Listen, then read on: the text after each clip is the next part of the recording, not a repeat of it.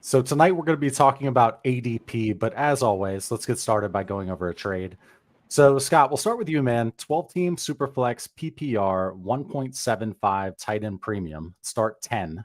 Are you going Alvin Kamara, Drake London, and a 25 first, or Garrett Wilson?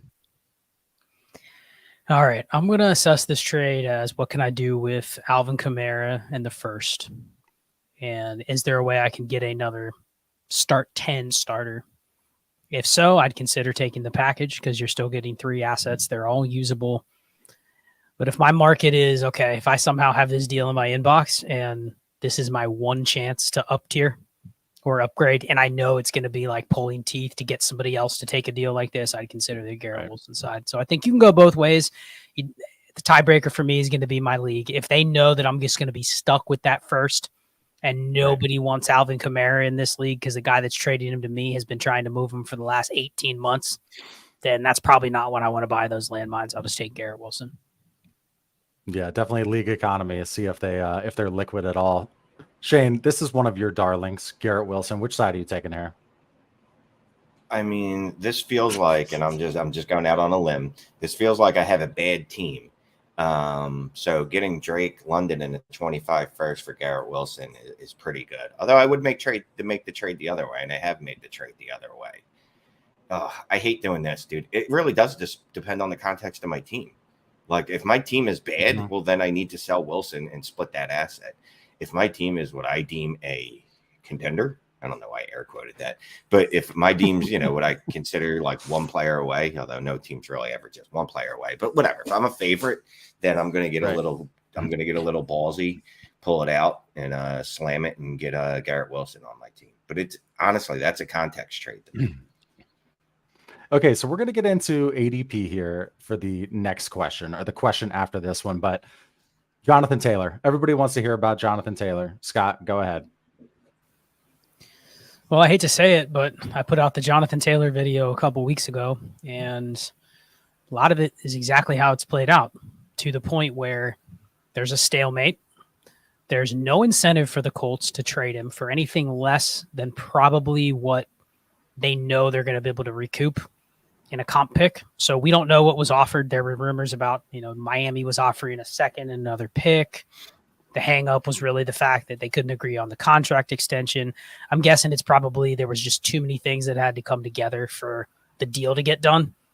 Right. Because obviously you had to meet the Colts price in trade.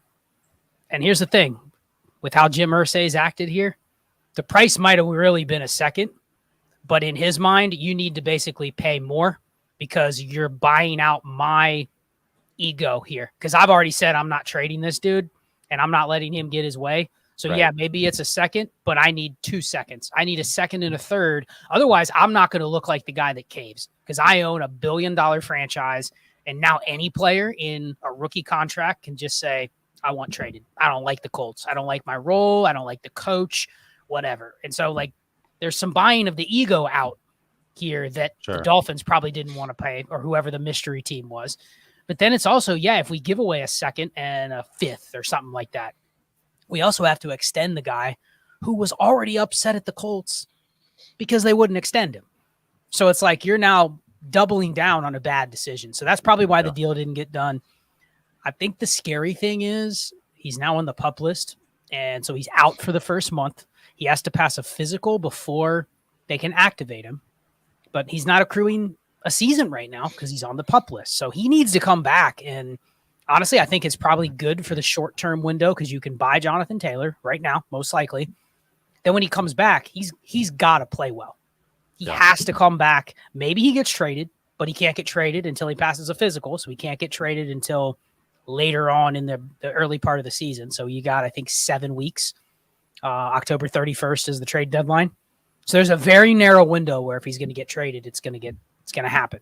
So what's the action item, man? What are we doing right now? I mean, for me, the way I treat running backs and with how large my portfolio is, I don't have time for Jonathan Taylor. If I can get out for another top 10 running back, not even close, gone. Ramondre, Tony Pollard, don't care. Damian Pierce? Is that a little light? I think that's going light on the market. I don't think that's going light on the like year to two window of expectation. But I also got burned last year. Shane knows we both did, got burned with Breece Hall. I don't think either of us are wrong that Breece Hall may not come back and be the best running back in the league. He may never come back and have a top 5 season. Where we got it wrong was he bounced back to like RB 2 or 3 in value, and we sold light when he got injured. Right, We didn't expect he would come back. No setbacks, no value decline. He's just right back where he was last year, basically, in terms of value. We underestimated that. So that's the only thing about Taylor. You sell him now for Damian Pierce in a second, and Damian Pierce doesn't give you any sort of difference-making production that you couldn't have replaced with Jamal Williams. Next year, you're like, shit. I sold one of the few running backs that could net me a first plus, or it could move me to a better receiver. So that's the risk if you trade him now. And I'll let Shane go because I rambled for like 5 minutes, but I want to hear what he's saying. Shane, what are you doing with Jonathan Taylor, man? Hi, I would like to buy some Jonathan Taylor. If I could buy some Jonathan Taylor, please. I agree with projected late 24 first or Jonathan Taylor. JT. And I think obviously when he comes back in week 4, I think he's going to run like he's got hair up his ass. I hate being all narrative driven, but I mean, let's be honest. Football players, sports players, whatever you call them, athletes thrive off of shit like this, right? Like this is what they live for. Someone pissing them off and someone doubting them and someone saying they're not that important. Someone saying that they don't matter. I could see JT going out there and tearing it up for 6 games and then pulling a hamstring, which quite frankly, I hope he does. But I only have one Jonathan Taylor share, but I would like more. But no, I think I'm going to buy. I think when he comes back, he's just going to smash and he's going to try to earn his contract. Look, he's done it one way and that didn't work, mostly because the NFL hates running backs. So now he has to try a different approach, and that's got to be performance based. And he's still very talented. He's still got enough juice to be a top 3 running back in the league. So I think he can do that over a shortened span. I mean, look, a running back's likely going to miss 2 to 4 games anyway. It's just hopefully he's missing his in the beginning of the season as opposed to the end of the season or the middle of the season. I'll just add 2 things about the situation. So 2 interesting things that have happened. You saw obviously the Saquon Barkley deal where he essentially negotiated an extra like $900,000 onto his franchise tag number, right? Yes. And then Josh Jacobs just did the same thing and added another like 1.7 million or something like that onto his number. So very interesting point that was made by Mike Florio on Pro Football Talk was that there's some strategy to this because you're thinking all those guys did was essentially agree to play on a little bit of a better 1-year deal than they already had, right? No. But what they did is they actually bump up because if you're going to get tagged again, it's 22% higher than what your salary was this year.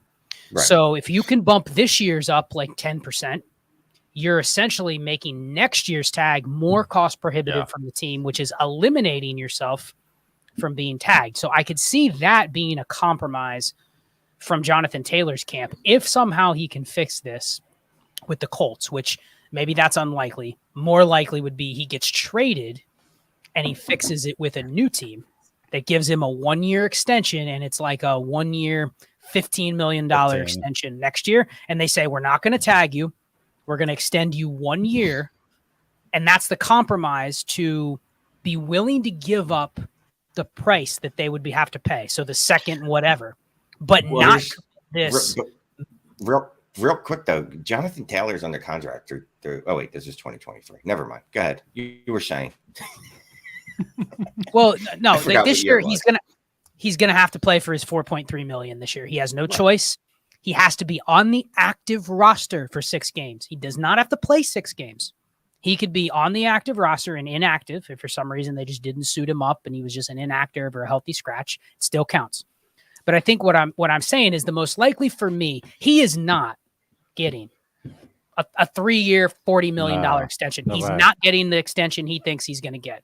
But the compromise might be, I don't think so. I don't think a team will pay a running back a multi-year deal worth more than $10 million. Not going to happen. He'll get 2 years, $30 million. Something what was David Montgomery's contract? He got a nice contract, right? His average value was only 3 for 18.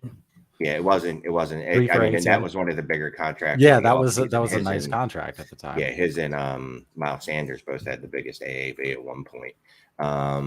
But yeah, someone put it in the quote. Why do we think that JT is going to come back any harder for the last 13 games as opposed to now? Blah blah blah. Well, because he's a free agent after this year, so he has to play for his money. I mean, his talent is known, right? But if NFL head coaches or organizations, excuse me, have a reason to not pay him, they'll look to not pay him. So if he comes out this year and it's just ass, then they're not going to pay him. Well, and I think here's the thing about the 2-year, $30 million extension. That will be 2-year, $30 million, and it'll be like $15 million guaranteed. That's not what he wants. He wants the guaranteed money, but he wants it more than 2 years. So yeah, it's but there's like the tags are good. The tags are really good for running back. It's just there's no security after this year. What they want is the 3-year, $40 million, where 28 of it is guaranteed. Then that teams are not going to go there anymore. But if you can compromise and say, hey, we'll give you a 1-year deal, maybe $15 million next year, you're good. All you got to do is get through this year. Then you can still hit free agency after 2024 like he wants. He wants to hit the market, right? He doesn't want to settle for the same deal Josh Jacobs or Saquon Barkley got. So I think I'm just looking for what gets him traded. He might just take a 1-year deal after this season. He might just do like, all right, I'm just going to bet on me, and it's going to be $15 million. Because if he takes a 1-year, $15 million, that's the other part of it. It's not just based off what you made last year. It's the top 5 at the position. I believe it's the top 5. Also bumps up the salary range for tags. Like all those things make the market better. So if he can get 1 for 15, I guarantee you he takes it. Well, the problem is with the tags is there's other contracts that come off the books. So the tag next year won't be any higher. And I can't guarantee it, but I bet you the Colts tag him. The Colts will just tag him. We're not going to give him away. The tag just tag him. And the tag will be higher because Saquon Barkley and Josh Jacobs' salary just went up. How you spoke about it in the beginning, how they worked a little more money into that. That works up to AAV for all running backs for the top 5. But Kamara's and Derrick Henry's are off the books. The projected tag next year is like 12.1 million. It's not much higher than this year. It's a little higher, but it's 10 not million this year. It was 10 million. I mean, so 2.9. I'm not great with math. I believe that's like 20%, right? And I'm not being facetious. I think that's like 20%. Let's leave it at this. I'm not banking on Jonathan Taylor to come back this year and help you when it matters. He has no incentive to do that. He has to come back and probably show that he's healthy from his ankle injury, but I don't think he comes back in week 17. He's smashing for you. I don't think Here's the thing. So and if me and you are fairly smart, one of us is, are disagreeing about this, I guarantee you that NFL head coaches and organizations are disagreeing about that too, because NFL head coaches and organizations, there's going to be some that are probably like, we know what JT is. Like, I don't need to see him do a thing this year. While others are like, I do need to see him. Hey, real quick. Bob, I really appreciate that's like your third $9.99 sticker, but you haven't put a comment in any of these, dude. Bob, please put a trade in there somewhere. You don't even have to put a super chat. Just put something just put a comment in now. So I can start, dude. This is the third time you've done it. If Clay knows how to refund you, unless you're just giving us $9.99. I don't. 3 times in a row for no reason. Maybe, we don't know how to refund you. So you're screwed there. So make it a good question. Got it. All right, here. So what I had in mind for tonight's stream, leveraging ADP and Dynasty. So we had we're in the middle of our Squirt startup. It's almost done. We have like 2 rounds left. And in the middle or maybe last third of the draft, I was just looking at the sleeper ADP that's just up there. And I was scrolling down. I started definitely picking players lower in ADP, right? So jumping ADP, taking them where I did.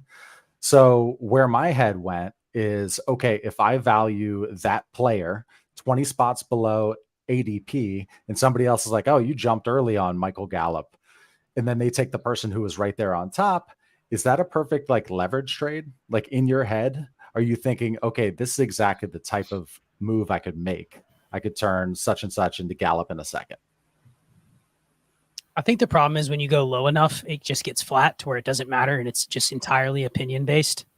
Which is why when you go like deep enough on keep trade cut, you'll go, that guy's 20 running back spots higher than the other. They're literally the same thing. In fact, you may go, here's a litmus test, right? You take running back ADP outside the top like 75 players, and then you have today's cut downs, you will have guys that got cut.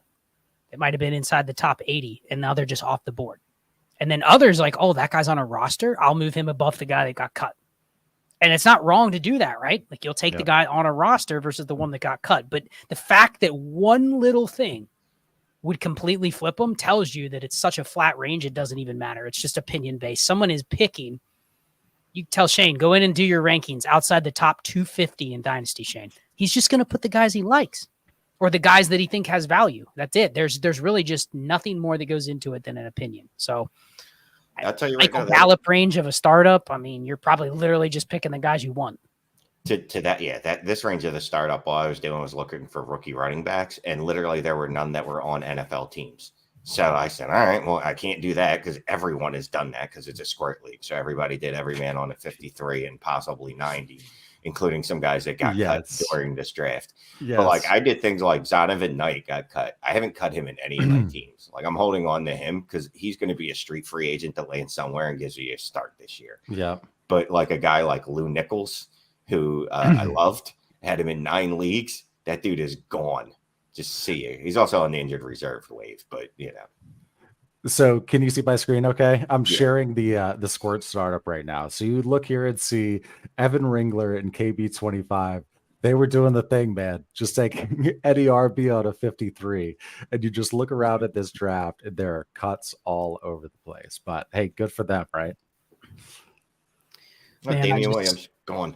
I mean, why are we drafting? Come on, Clay. Why are we drafting Devin Duvernay? Dude, I mean, like you should see what's on the board, dude. It's hot garbage. At this part of the draft. Someone drafted LaMichael Pirine. I don't even think he's in the league anymore. Look where we're at, dude. We've got like freaking show me their running backs. Oh, we've completely slaughtered. None of them have teams attached to them. I've took Trey Sermon was the last one who had a show me the quarterbacks. Let's see the quarterbacks. I don't believe any of those have Colt McCoy, Tom Brady. I mean Davis. Carson Wentz, Mitch Trubisky, Davis Mills. I'd put all those guys. Andy Dalton, Tyrod Taylor. Those are your picks. Okay. Come on. Devin Duvernay. Carson Wentz signs with the Chiefs tomorrow. You're going to much rather have him over Devin Duvernay. Come on. I mean, whatever. I've already got someone just drafted Tyson Bagent. I've got a bunch of trash cans I picked up elsewhere. Tyson Bagent. Yeah, I picked him up in a few leagues. Anyway, sorry. No, people don't care about our waiver wires. No, that's good though. I'm sure people like seeing that. No, but listen, let me just add this. This is a perfect topic for this because now that all these running backs are off rosters, the reality is that there's only going to be probably about 100 running backs rostered across the NFL after cut downs, right? So that's a far cry from the 130 or 140 that were on rosters 2 days ago. Yeah. So you need to fill players with something. What you don't want to do is go, oh, Demarcus Robinson. He's actually the 5th receiver on the Rams. Let me add him. No, that's a roster clogger. Nelson Aguilar, Devin Duvernay. Those are literally wastes of space. Go pick up. You might think it's gross to roster Mitch Trubisky, but he's an injury away from being a starting quarterback. So that's where you go. That's where I'm going on my teams. Every backup quarterback. I do not want to fish in roster clogger receivers. I don't give a shit if they're on a team unless I can sell them. So like Trey Palmer, I would pick up. Darius Davis on the Chargers, I would pick up. Andre Siovis on the Bengals, I would pick up. Because at least they're going to be on a team, but there is maybe a fish that would go, I'll give you a third if there's an injury. I'm not saying those are anything more than roster cloggers, but if you're picking up a receiver, you need to have a plan. And it's not, Devin Duvernay. I know when I'm going to start him, Clay. Never. Dude, ever. No, I know. I was like, I got Lamar. There we go. Bam. Just wanted to pick something, man. I had already taken like 3 trash can quarterbacks right before that. Pick up all those quarterbacks. Tyrod Taylor. Pick up the roster clogger quarterbacks. Yes. Yeah. What is the path the to? Thing is if they do get picked up, if they do get a start, at least you can move them for a fourth. You can get a third. I couldn't trade. You couldn't trade Demarcus Robinson for literally anything in any league at any point in our future. Hey, Bob's throwing us free 999s again. I think. Thank you, Bob. Okay, we're gonna put up this right here. Josh, thank you for the super chat, man. 12 teams start 9 super flex PPR. Am I crazy for turning down JJ changes? got offered JJ Madison and A-Rod for Tyreek, Bijan, and Geno. Excluding them, I have Ramondre, Kamara, P. Ryan, Garrett Wilson, Olave, JMO, Michael Thomas, and a 24 and 25 first. So what do you think? 12 teams, start 9, super flex. It's give JJ Madison, A-Rod, get Tyreek, Bijan, Geno. Shane, we agree Geno and Aaron Rodgers can be washed in this deal. Yeah, those gentlemen shall wash each other out. So Bijan and Tyreek for Justin Jefferson and Madison. That's an interesting deal. That is a very interesting deal. Start 9. Oh man, I get you know, a world where the Bijan and Tyreek team just smashes in that. It should be Bijan and Tyreek, like just being player agnostic. If you just look at the two, you're getting a wide receiver that's going to produce. I mean, quite frankly, probably at a level commensurate, if not better. I say commensurate, better than JJ for the next 2 years, and then Bijan, who we fully expect to be the running back 1, I think, by a significant margin. So that's what you should do is Tyreek and Bijan. Well, let's talk through this real quick, Clay, too, because in a start 9, wouldn't your immediate thought go to give me wouldn't it think I want the pieces that I think have more like hammer to them, right? Which is the Bijan and Tyreek side. But if you think about it, in a start 11, I'm actually more likely to take the Jefferson and Madison side because I think it flattens off. There's 2 extra starters, which means the Bijan above Madison difference is going to be a little bit less. That makes sense? Like, yeah. I know I don't think Madison's good. I think you can probably replace him with guys that are a lot cheaper. But in a start 11, I go, he's a starter for sure. In a start 9, you're like, I don't think so. So that's where I think in a start 11, you may be kind of hesitant to not want the Jefferson side because it's more starters. Like, hey, give me the 2 best players in a start 11 because I'm starting more. But I actually think it's the opposite. Like, I'd more be fine taking Jefferson there and going, you know what, Madison just gives me even if he fails and falters entirely, I still have extra starters where I'm going to probably be able to throw players in that are already in kind of the flat range. I love Justin Jefferson. Like, I'd have his babies. I'd like be Brittany Renner with him and just popping out kids for him if he wanted me to. But I'm taking Tyreek and Bijan by a significant margin, no matter the amount of starters. Here we go. Shane with another incoming TikTok at 22:35. Got it. Real quick, speaking of that, because Shane, did you see the baby mama of Eli Apple put out the tweet about how she's hoping that players that are against him this year injure him? No, I didn't know. And then you find out she also has a kid with Geno Smith and Josh Jacobs. Oh, get that money, girl. Good for you. I'm like, wait a second. Yeah, Geno Smith and Josh Jacobs have more money than Eli Apple. Good for her. He must not be providing like those other 2. So here's I see JJ in here again, and strategy question caught my eye. So nice star there, Shane or Scott. Derek Smith asks, in a super flex, if you have one singular diamond within the rough of your team, everyone else is old/limited draft capital, like Mahomes or a JJ, what type of deals have you seen made/you could do? Okay, so trash can team, total trash, but there is a diamond in the rough, and the diamond is like Mahomes or Justin Jefferson. What's the play? I mean, as much as we talk about Mahomes, JJ, they're not the same thing. They're just not. Like Mahomes, you better be getting an absolute haul for it. Like at a minimum, you better be getting the equivalent of 5 or 6 firsts in value. Yeah, basically like 4 firsts and not over the span of 2 years. Like it has to be no more than 2 years, and 3 of them better be in 2024 and 1 in 25, something like that. Jefferson, look, if I can split him, he's great and all, but if I can split him for Garrett Wilson in a pick, if I can split him for Drake London in a pick, if I can split him for Chris Olave in a pick, something like that, it's good enough for me. Yeah, I mean, I think this is one where if all you have is Mahomes, like Clay took over the orphan and literally all it has is Mahomes, and that's why he took it. Don't you have to start with Mahomes and go, can I tear down to another top 6 QB? Can I get Herbert, Burrow, Lawrence, and a first? and Yeah, start that's what there, you're going something for. like that. Yeah. But it has to be a specific deal. Whereas I think Jefferson, you can be a little more flexible with what you take because you don't have that quarterback. You don't want to turn a quarterback into Just picks. two 60% assets because now you've lost the quarterback leverage and now you're taking risks that you can build it back. It's got to be a very specific deal. You have to send the deals. You have to go, hey, here are the 3 or 4 QBs I'll be willing to tier down to, and I send them out and see if you get those bites. Yep, sounds good. Okay, let's move on to a super chat here. Shane, let's start with you on Mason Adams's here. 10-team Superflex start 9 QBs Lamar and DJ Daniel Jones. Thank you for the super chat, Mason. Running backs Gibbs, Connor, Charbonnet, James Cook.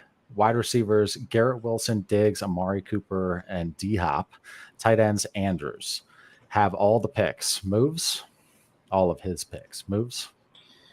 DJ is Daniel Jones, I'm assuming. I mean, just at first glance, I wouldn't mind upgrading from James Conner. I wouldn't mind upgrading from D Hop. I wouldn't mind upgrading from Diggs because of the age. You have all your picks. What can I add to Diggs? Can I add a first to Diggs and go get CD Lamb plus something else? I mean, that's basically what I'm looking to do. Can I get younger and move up a tier? Yeah.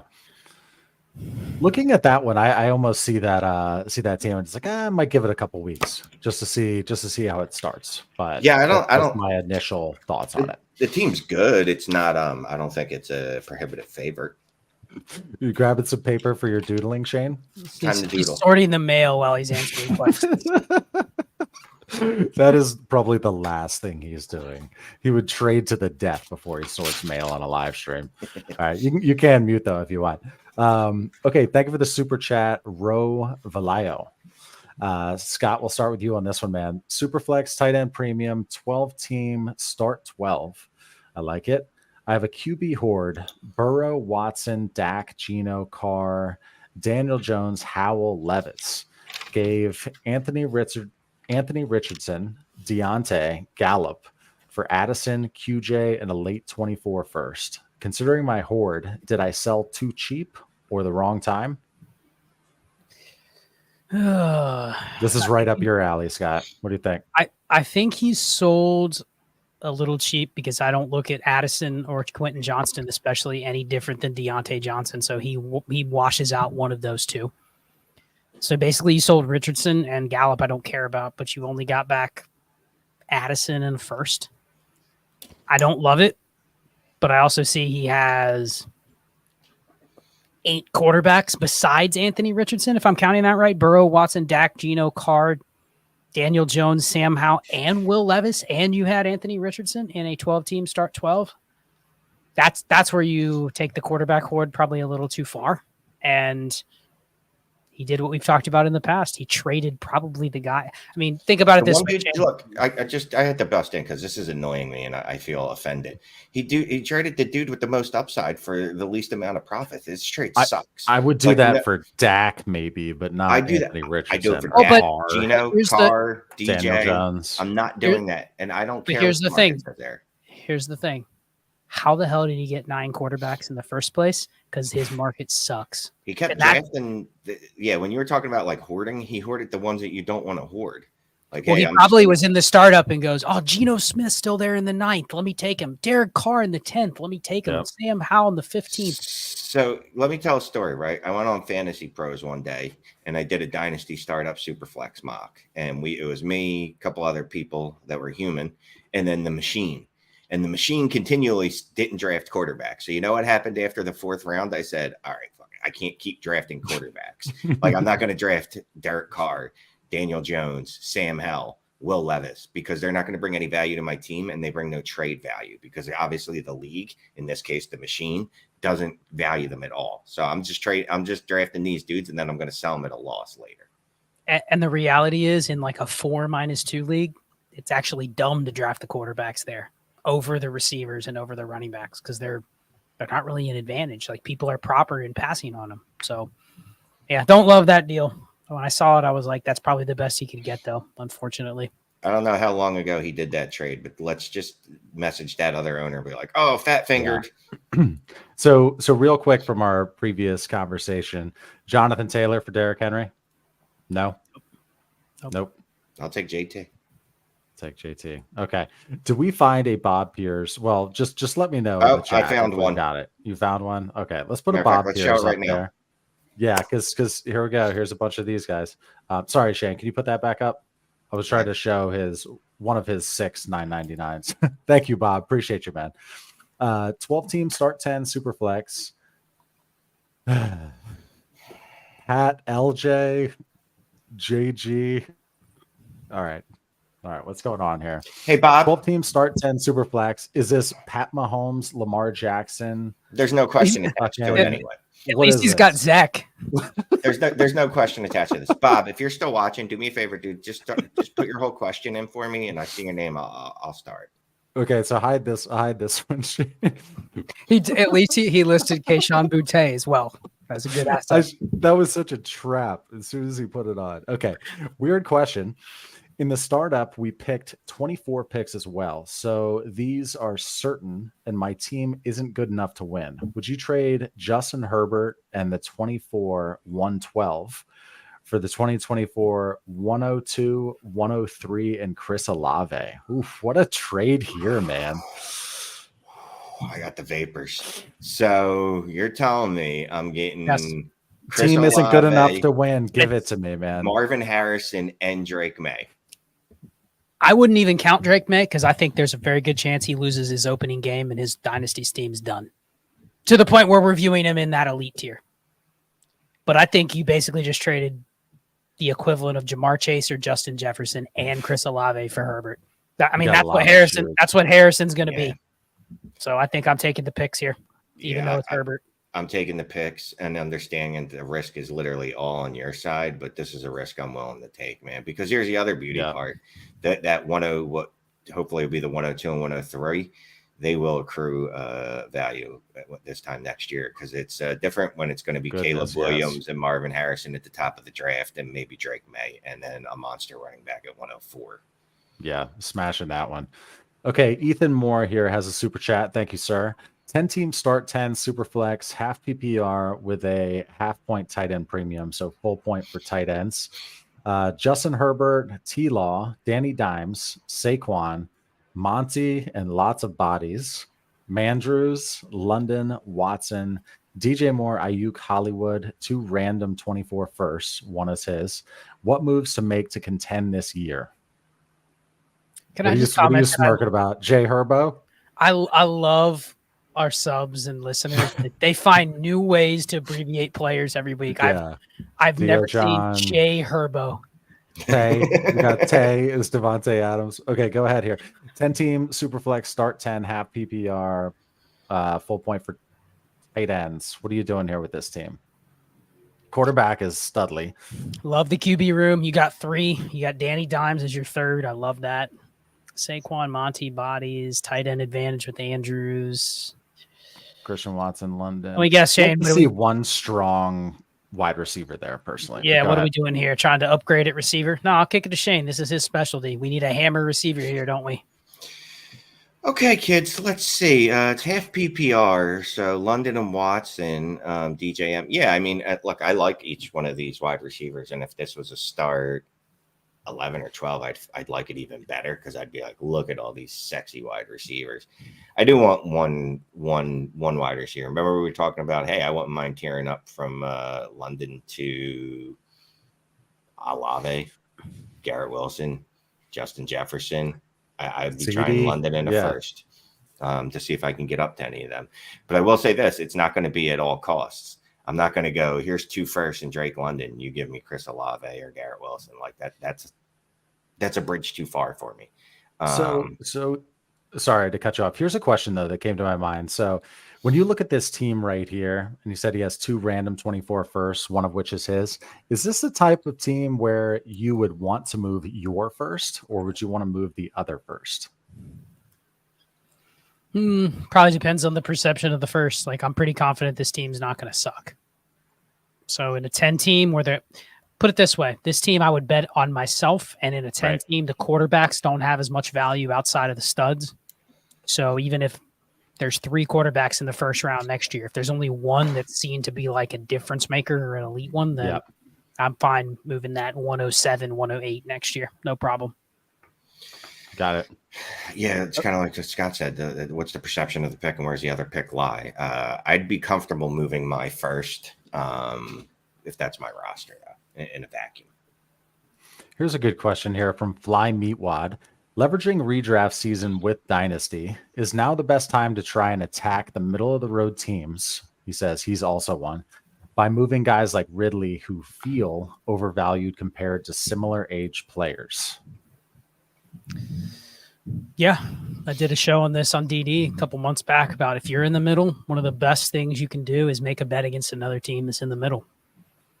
Make them go heads up with you. And a lot of times that's a leverage trade. If you can get them to do a leverage deal where it's like Ridley for a first and, you know, something else that you might be able to plug in, maybe a running back that you can start. Like it could be advantageous to you if you're betting against that other team. Their team falters. You've now picked a pick that they didn't expect to be top 5, top 6 that ends up there. So it's kind of picking your lane, but it's also like, hey, Clay, me and you have about the same odds of being in the middle. So if I can get a leverage deal against you, it's the perfect person to try to leverage because I know you're making probably a bad bet given where your team sits.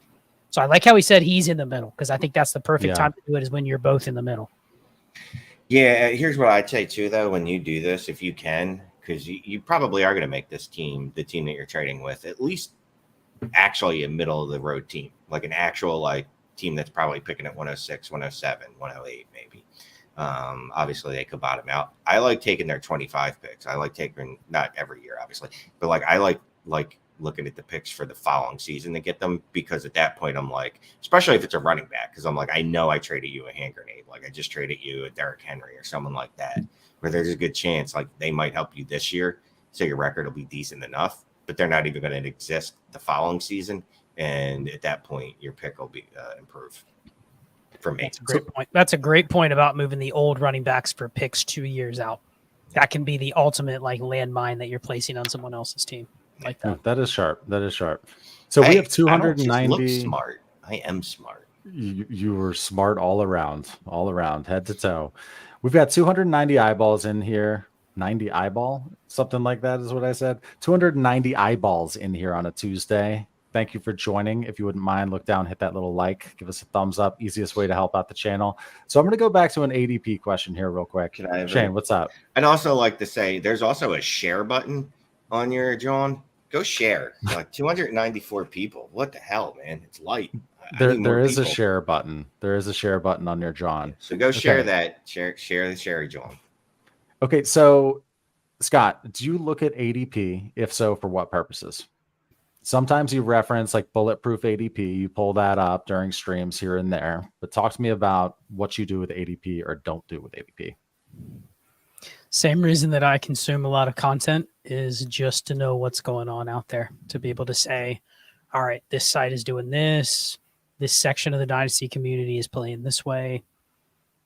It used to be I listened to it to become better, but I now think there's so much out there, it's impossible to keep up with it. And let's be honest, a lot of it is recycled stuff.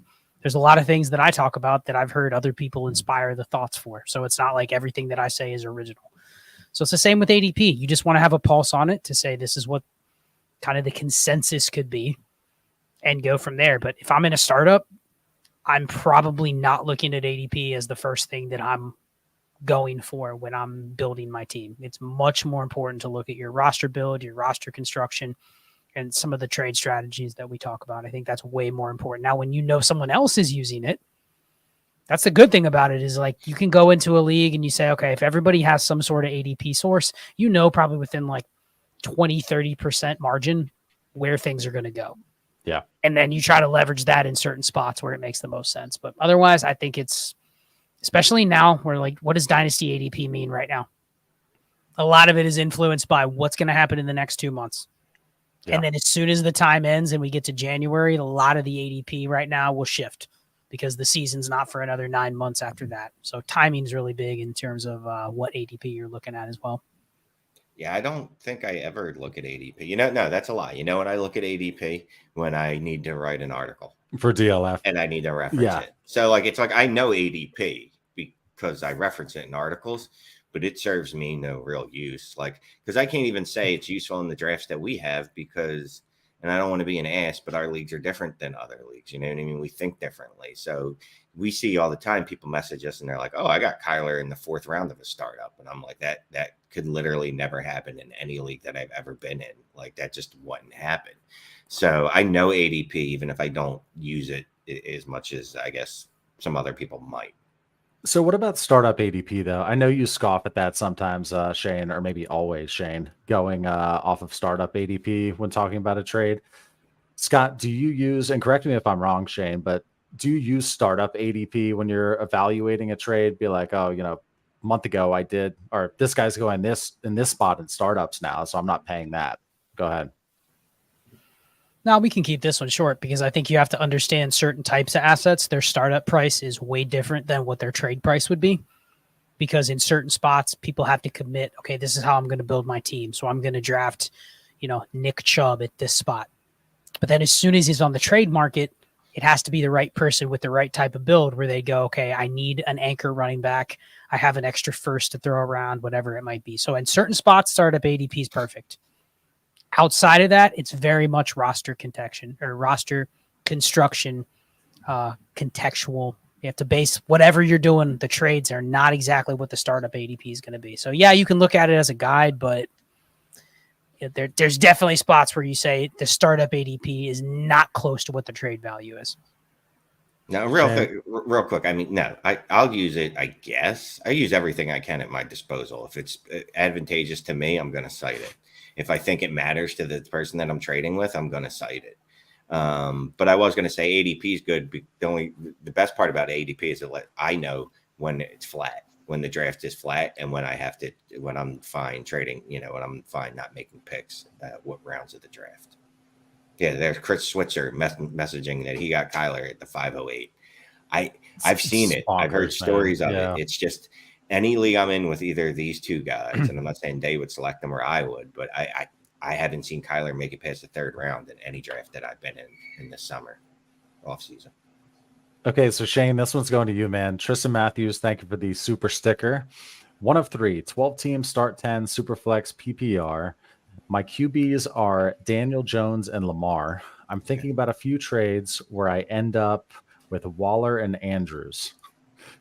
Is that a bad strategy to roster both guys and start a tight end in the flex, or is it okay because they are their team's wide receiver 1 and I'm stacking, not a tight end premium? So it is not tight end premium. I know that Darren Waller is allegedly going to be Daniel Jones's wide receiver 1. That's not the same as being Mark Andrews. That's not the same as being Travis Kelce. I'm not flexing Darren Waller unless the rest of my team is that bad. I mean, what are you looking at? High-end production from a tight end. If you really get a really good season from Darren Waller, not a Travis Kelce season, but a good season, you're looking at 13 points a game. Okay. Who on your roster is that better than? I mean, just look at that. It's that simple. Yep. The only thing I'll say is he's stacking, and he's just making a player bet on Darren Waller. And what you're saying is right from a points per game perspective, but I think what we don't do a good job of valuing here is he's already betting that Darren Waller is going to be elite. Now, Shane disagrees with that. I can't blame him for that because we haven't seen that for multiple years, right? But if you're willing to make that bet, A, you're stacking. B, let's just say you're making the bet Darren Waller is a top 3 or 4 tight end this year, Shane. What have you just done? You've actually removed another tight end out of the pool that can match your Andrews. Right. And he is flexible. But so only in this circumstance, you get the benefit of the stack and you're doubling down on it. Because you and I would say, I wouldn't even really want to invest in Andrews depending on what the cost is. But if I'm already investing in Andrews, then doesn't it make sense to eliminate one of the other tight ends that could match me potentially? And I'm stacking? I will say that I like that. So when we're talking about just eliminating him from the pool itself, although I don't know how valuable that is, unless Waller actually does turn in a 13 point a game season. You know what I mean? It's valuable if you say Andrews and Waller are both top 3 tight ends, and Then you've you now won. eliminated another team from having a top 3 tight end because you have both. And with that, you're going to get the double stack. And with that, you're also going to get a guy that's producing good enough to flex. So it's a huge bet on Darren Waller. And if he's bad, you lost everything. And it probably was a mistake. Well, here's the beautiful thing, though, right? It's your starting lineup. You can change it every week. Correct. Just looking at the tight end 3 last year, averaged 12.7 fantasy points a game. The difference between that and the tight end 8 was a couple points, 2 points. Just looking. Got it. A-Town, thank you for the super chat, man. So 1 of 2 in round 15 of 28 in the startup. All right, let's see what we got here. 12-team Superflex PPR start 12. Like it. Team so far is Josh Allen, Joe Burrow, Sam Howell, Ritter, Levis. RBs, 4 rookies. The best one is Charbonnet. Wide receivers, we have London, DK, Addison, Godwin. Tight ends, Kincaid, Mayer, and 324 firsts. Strategy for the rest of the draft. I went so young because a lot of teams are going with a win now strategy, and the value almost every time I picked was youth, in my opinion. What do you think? Going back to his team here.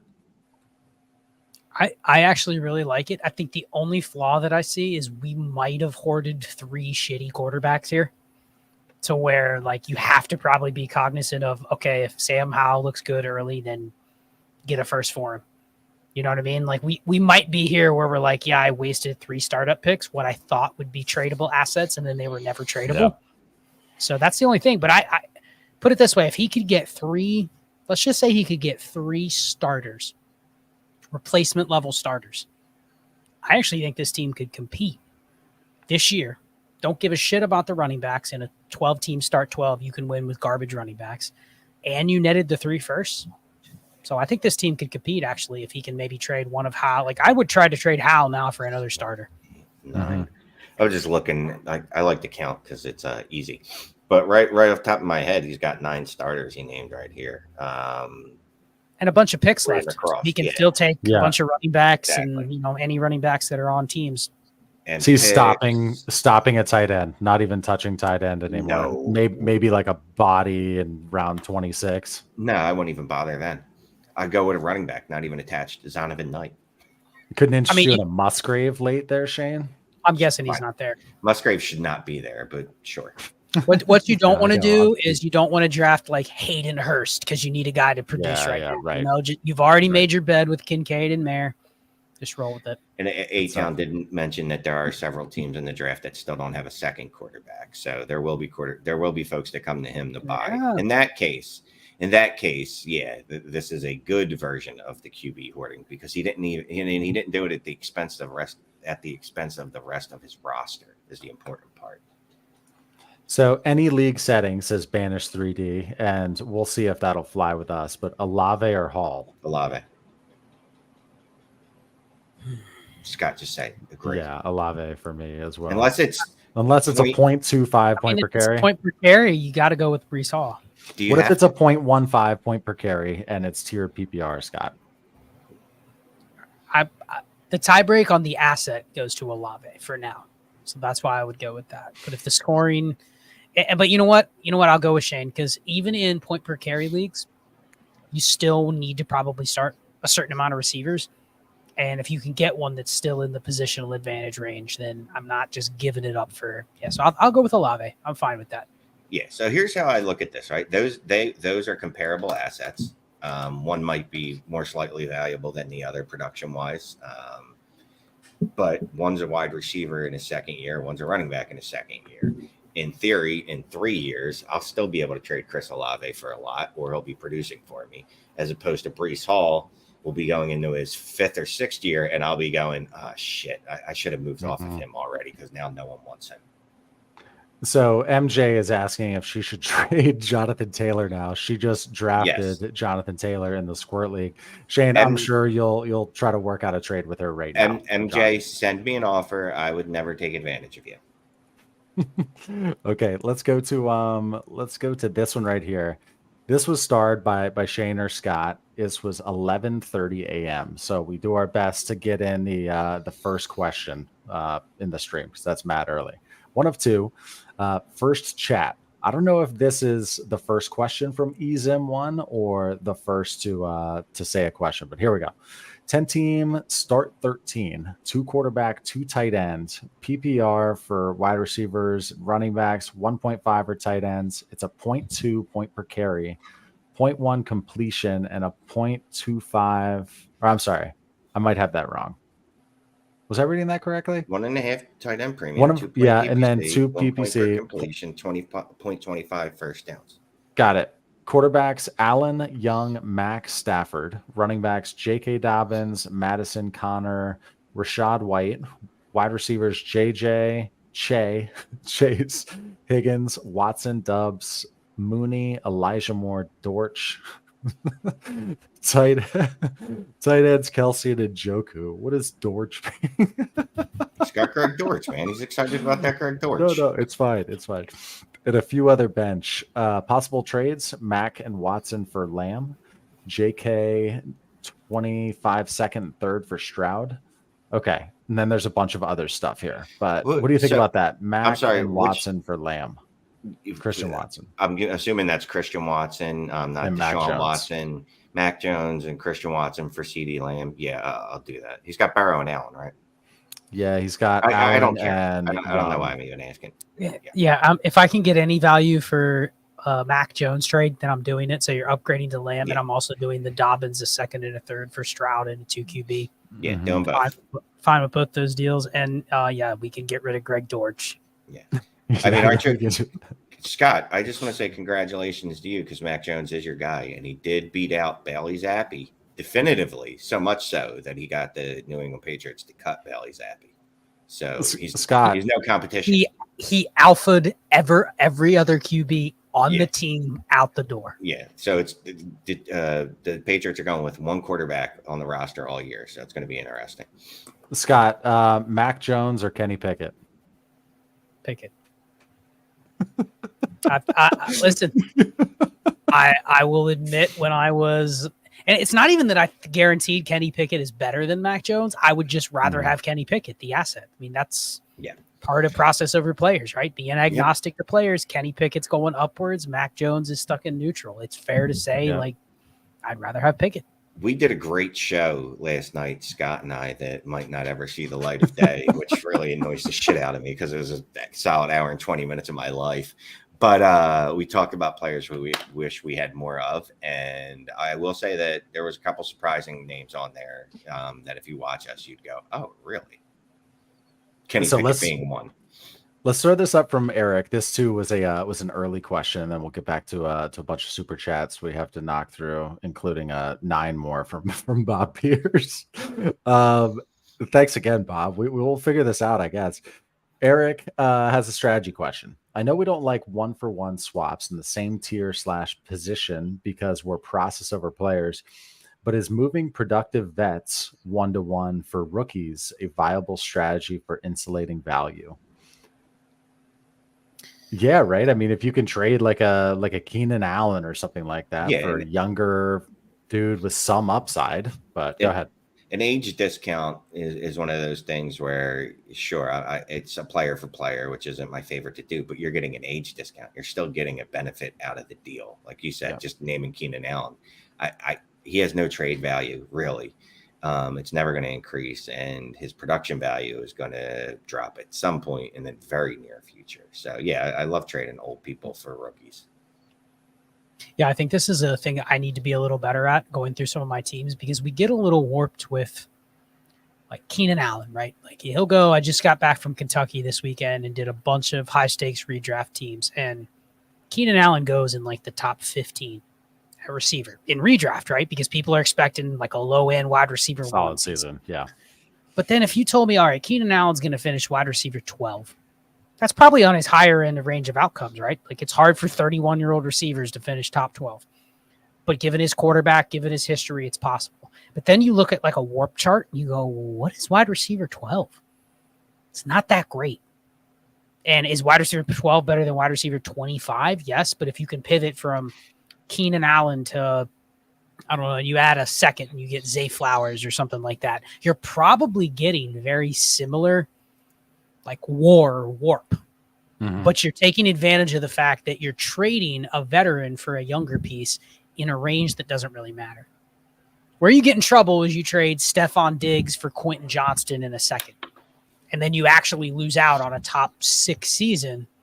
Then you kind of lost the deal, right? Like now it's like, all right, I know Stephon Diggs' value is going to continue to go down, but you missed out on a season in a place that matters, and that is probably worth more than what we give it credit for. Okay, so let's throw up a question from our friend Ruben here. What do you do when people ask what you want for player X? I came up with the perfect response to this several months ago, a trade offer. Yeah, I Send say an offer. I say send an offer that you would accept. This is kind of like my default these days. What about you, Scott? I like Shane's better. I think that is it. What do you want? You answer the exact question with a trade offer. I like that. That's it. Just send me something. That's how we negotiate. Because sometimes, no bullshit. Like there's some players, like someone will go, "What do you want for this player?" I have no fucking idea. Literally none, because I didn't have any. I wasn't looking to trade them. I was just sitting here minding my own business. I was on the sofa. I was watching Foundation, loving the new season. And then I get a DM from you saying, "Hey, what do you want for Higgins in that fucking league?" And I go, "I don't know," because I hadn't thought about trading him. I got the Joe Burrow stack, but now that you mention it, you send an offer and we'll see what can come. I want to make them do the work. It's just like sex. Make your partner do all the work. Nailed it. 56. Got it. Okay. Simon Paquette has a question. If you're a contender, top 3, do you sell one of your top players if the value offered is great, even if it can weaken your starters this year? Scott, you always talk about how you like to sell from your contenders where possible, because that's how you can keep it going. But go ahead. You want to start with this one? Deeper leagues, yes. If the value is just overwhelming, I will, because again, what I talked about earlier, the deeper the league, the less, I don't want to say the less value the elite player has, but the point advantage is spread across more starters, which basically means you can get away with tearing down for a package a little bit more. If it's one of these leagues, 10 teams start 9, like it's very hard to get a deal where I'm going to trade Garrett Wilson. Like it'd be very hard for someone to say it's overwhelming value, because overwhelming value to me is trading away players in a range they wouldn't really want to overpay for anyway. Like to me in a 10-team start 9, I need Chris Olave and CD Lamb for Garrett Wilson. Like, so no one's going to do that. So it's like in a range where the deal's just never going to happen. Yep. And that's the problem with the overwhelming. Like I almost always need a player with the pick. Like I need to, like, you know what I mean? Like you need some leverage. You need some extra piece. I was going back and forth in one of my HQ Renegade leagues with someone today, and they offered me 324 first for Bijan, or excuse me, 124 first and 225 for Bijan. And the value itself, I'm like, well, that's fair value. You know what I mean? I even looked at the calculator just to see, and it was off by a little, 50 points, whatever. But I couldn't get over but if I do this means this team is definitely not competing because I don't have a player to take his place and a pick. If I have a pick and a player, it still gives me the option is my player is going to replace some of the value. The pick, we know I can do something else with it and upgrade somewhere else. Could you have gotten, is that a deal that was a deal breaker if you would have asked for like an AJ Dillon in the deal or something like that? Was that off the table to get another player as well? He didn't have anyone really in that range that just like, hey, this won't kill the deal range, but it's enough to make me go yes. Like he had like that range above it where it goes, if I do this, it's probably fucking obnoxious. And it was a good bit of going back and forth, but Oh, good for you. If it were 224 first and a 25 first, would you have smashed it? I would have been more open to making that deal. No matter what though, like my ultimate goal was like I want a player and I want a pick. Well, good for you, sir. Good for you. Stan Aaron, thank you for the super chat. 10-team, 1 QB, start 10, half PPR, the half point tight end premium, so full point for tight ends. T-Law, Cousins, Brees, Connors, A-Chain, a bunch of backups. Waddle, Amon-Ra, St. Brown, Addison, JSN, Burks, JMO, and a couple others. Chig and Dulcich at tight end. Moves to win next year. Is the team okay? I love that. Is my team okay, yo? Okay, Scott, go ahead first. Man, this is just full of the Traylon, JMO, Bateman, just that right. continually bought Throw in into a the Uke in receiver. there, Yeah. I don't know. I have to be honest with you, Mr. Aaron. I don't know if this is a winner in a 10-team start 10, 1 QB, because, I mean, where do we have – we got Waddle, we got Amon-Ra, we got JSN and Addison. That's a good foundation. But do we have any advantage anywhere else? Look, this, to me, it's fairly simple. You can't upgrade from Cousins, unfortunately, because I like Cousins. So I didn't mean that to sound like I don't like Cousins, but Well, he's got adding him to T-Law, anything it's 1 QB. it's only 1 QB. Oh, Jesus. Yeah. So, I mean, basically, he's got a low-end starter with T-Law. You know what I mean? Look, this is a simple one. You have to consolidate. All right, Addison and JSN. How high can I get up in the tier? Can I get CD? Need Lamb? a running back. Can I Need get a running back? Tap a running PPR. back? I don't care. Can I get CD Lamb? Can I get AJ Brown? Can I get, like, if I can't trade those two players for one player like that, then I'll hold them. But that's probably the first thing I'm going to do. See, Yeah, I don't no, think that works in a half PPR 10 team. Yeah, here you need a better tight end. You need better running backs, and you need a better QB. The last thing you need is better receivers here, in my opinion. If you want to win, I don't think 10 team start 10. You can get away with below replacement at every position except for receiver. Except that he's got Brees and Connors and a chain, so I would argue that I don't think he's below replacement at those, or below. Yeah, exactly what I just said. I think he is this year. I think he's struggling at every position, but with receiver. So I don't disagree with you to consolidate the receivers, but the last thing I want to do is go here, JSN and Addison for a better receiver. Mm-hmm. Like I actually want to go the other way and diversify, getting upgrades at those other positions. Yeah. Okay. Let's here. This is what we're gonna do. Bob Pierce, thank you. Bob Pierce, thank you again. Bob Pierce, thank you again. I am going to unstar these because every time I see it, it just makes me a little sad. I don't know what the emotion is. I mean, Bob legit did what, 6 or 7 $9.99 stickers, but with no questions. YouTube appreciates it. We do too. Fizzle Dollars was in the house. Hopefully still is. Let's go with the rocket ships. Good to see you here, sir. Let's go to Drew Sorensen music. Shane, we're going to start with you on this one. 10-team Superflex, start 10, half PPR. Tight ends are 1.5, so it's a full point difference.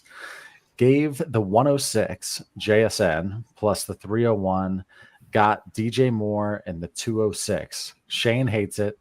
Are they both wide receiver 2s, and I just got a pick upgrade? And he says that I'm also projected second in the league currently. Oh, whoops. Sorry. There's another whole piece here, Shane. 1 second.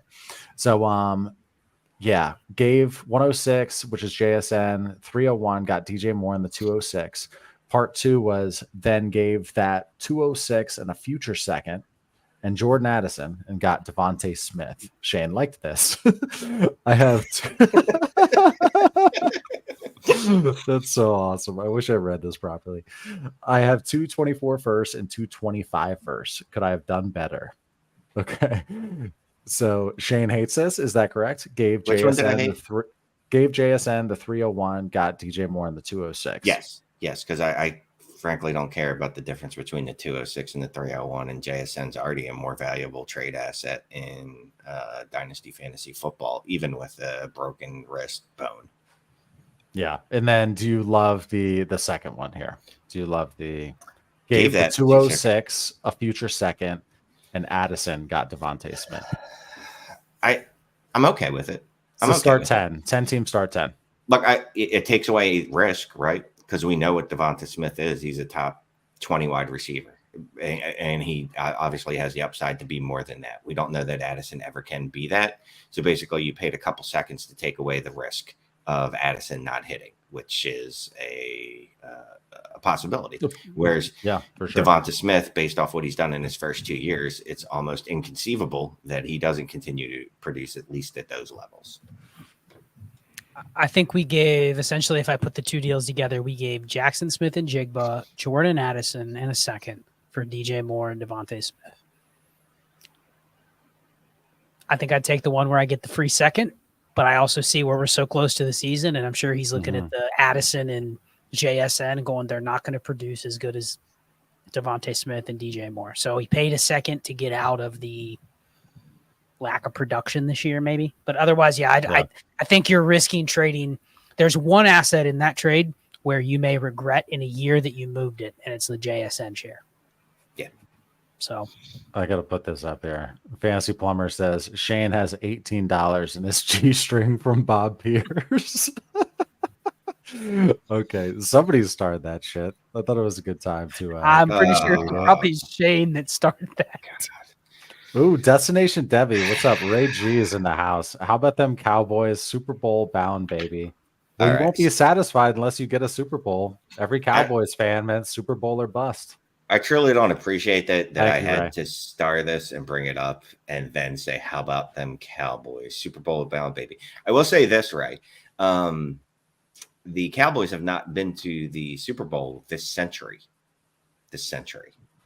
So just saying. Facts. Good luck, Cowboys. Spitting fact. Thank you for the super chat, right? I so hope there's a Trey Lance, Dak Prescott quarterback controversy by week 7. Like, as an Eagles fan, I want nothing more than that. I know there won't be. There's no real reason for it other than Jerry Jones is a lunatic, but I'm so pulling for it. I will just say this. Speaking of that, go tune into the Friday night Trey Lance reaction video on Destination Devy. Right. One of the best 30 minutes of just spitting game, talking football, but also talking it through the lens of a Dynasty player and a Cowboys fan and a football fan. I mean, I even texted Ray after it, and I just said, that's probably like the best 30 minutes you've ever put on video before. So anybody, it's really good watch. Friday night, I think it was Friday night at like 9:00 or something. Yeah. It was posted on the channel. So go check it out. He was wearing his Mariners gear. Yeah, basically he was saying, like, Trey Lance isn't going to be anything, isn't going to be relevant until 2025. Essentially, like, he's not going to get on the field unless something happens. Oh, here's a $2 one from Bob. Bob is back, and he's making it their cheaper mistakes now. So, but wait, does he have a question? Anyway, Bob, please, if you have questions, type them in the chat. You've already sent us, I think, over $50 at this point and haven't really asked a question. So please send us a question. At this point, I technically owe Bob sexual favors. And I'm not saying it's a quid pro quo or anything. But if he just keeps sending us money without actual questions, I start to feel a little dirty. Like, what does Bob actually want from me? Yeah. I mean, there is going to be a quid pro quo at some point. We're going I'm going to be at a bar. Material. I'm going to be at a random bar on a Sunday, and Bob's just going to pull up to me and be like, "Payback time," and I'll be like, "God damn, Shane, he has spoken." Okay, I get it. I will not say another word. Keep sending them, Bob. Keep sending them. No issue. Fire away, Bob.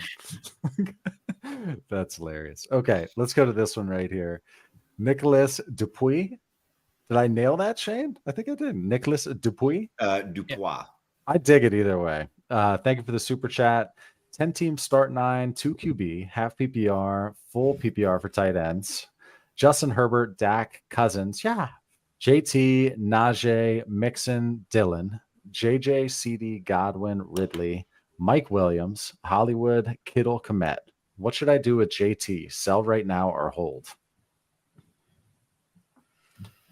10 teams start 9, half PPR.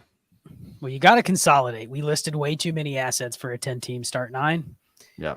Can you add to JT one of these players that are nondescript, like a Hollywood Brown or even AJ Dillon, one of the tight ends, Mike Williams, a pick?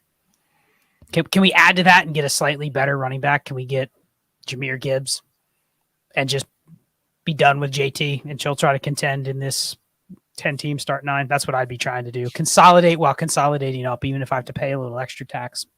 Yeah, see, I don't think you'll be able to do that with JT. JT's, you're like talking about, what should I sell right now? No, hold. Because right now, what's going to happen over the next 3-4 weeks that his value is going to decrease? Like, if anything, it's going to increase. You would hope. Jesus, I can't imagine that it keeps getting worse. Calvin Ridley and JT for Breece Hall. You do it right now? Calvin Ridley and JT for Breece Hall. Yeah, I would do that because I do JT straight up for Breece Hall. And then in these settings, giving up Calvin Ridley is a pittance. A pittance? I don't know if that's the right word. Pittance? Yes, don't you that. think you might be able to pull that off with Brees Hall having a little bit of a No. question starting the year? You don't think I so? don't think so. It's worth a try, though. It's definitely worth trying, right? Yeah. Okay. Thank you for that super chat. Here's an inbox trade from Dustin DeKoning. 12 teams, start 11, Superflex, PPR 2.0. Okay. 2 tight ends, no premium. Okay. Let's start that over. Inbox trade 12 teams, start 11, Superflex, PPR, 2 tight ends, but there's no tight end premium. Give Garrett Wilson, get T. Higgins, and a contender first. Leverage trade. Team is T-Law, Watson, Lamb, Wilson, Devontae, Debo, Hollywood, Pitts, Kincaid, Kamara, Madison, and Montgomery. Should I counter for a better pick? He's got 6 firsts, 3 of which are from bottom teams. Don't want to feed a monster with his Bijan, Chase, Burrow squad. Thanks. Okay, so it's inbox trade here. Shane, we'll start with you. Give Garrett Wilson, get T. Higgins, and a projected late first. The late first isn't going to move me to do it. No, we're going to go back and go. It's got to be an early first, or I can't do it.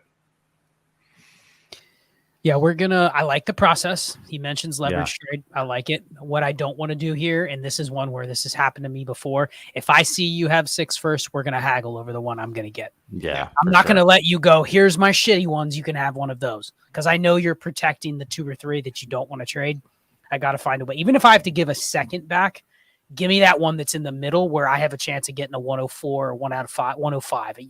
You don't have to give me the 101 or the 102. But I'm not accepting the team that's been in the finals 3 straight years. Like I'm taking one that gives me a little upside. So just remember, who were we drafting at 112 this draft? And then just go, all right, do I want T. Higgins and Kendre Miller, or do I want Garrett Wilson? I think the answer is obvious. I think the power in that first, though, is that it's a first. It is, and I'm player. If your market says, "Hey, I can now add to that first and go get another good player," then fine. But just have a plan when you make a deal like that. Don't just say, "Oh, I netted a free first," and then go, "Oh shit, was the 111." Wish I wouldn't have done that trade. You do also need to know your league, then, right? You need to know. Well, is my league filled with dudes and women that know where picks are going to be? Like, are they actually looking at these picks before I send them to them? Like when I send them a pick, a trade offer with a pick in it, are they countering back with another pick? Because there's some leagues where you're in and you just send a pick and a player, person automatically accepts it. And then you try that shit with Scott, and then he sends it back with the pick that he prefer. So you also should know, like, what's the activity in your league like, and is it going to be something that everybody is in on like that? This was from the Fantasy Plumber. Yeah. This was when Shane told him to share the stream. And so he just spammed his work emails with this one. So. I appreciate that. That's the way to do it. Hey, that'll work. I mean, we all have multiple email addresses. I'm going to do that at work too. I don't like going to work that much anyway. Shane Graphic 13 put this one up there for you with saying Drake London and Christian Watson both better than Chris Olave. Yeah, I mean, just look, historical comps would disagree with you. And I know people think that I'm basically a raging monkey and that most of my takes are pulled from the air. But I do have some basis for them. I don't know. A raging monkey. I just use any words. We'll have fun with that. Shane, Liam is going to turn you into a monkey. That's for damn like sure. Not even just a monkey, a raging one, like an angry monkey, like an angry, which would be even less intelligent than a regular monkey. I'm a raging monkey. Anywho, but no, dude, Chris Olave over Watson. And London is the one I could see London only because of the target share that he put up in his rookie season being so absurd. I mean, Scott, again, talked about it in a great episode that no one will ever see of Dynasty and Chill from yesterday. I mean, we made a call on it. The audio was not on. I don't know if we made a call so much as the call was placed upon me. I didn't have a lot of room in that talk. But well, you're down for whatever. Scott and I aired it out, and you said, "Yeah, I think okay was what your contribution was." So, thank you for your time last night. That's exactly what it was. Hey, Clay, should we put this out? Well, here then, Shane. 8 messages later. Okay. It's like, all right, Shane's on board. Roll with it. Okay, tea time. Thank you for the super chat. Scott, going with you on this one. 12 team, Superflex, start 9, PPR, auction startup. Blew 70% of the budget on Mahomes and Allen because of start 9. Worth it, even though wide receivers score close to these QBs in PPR.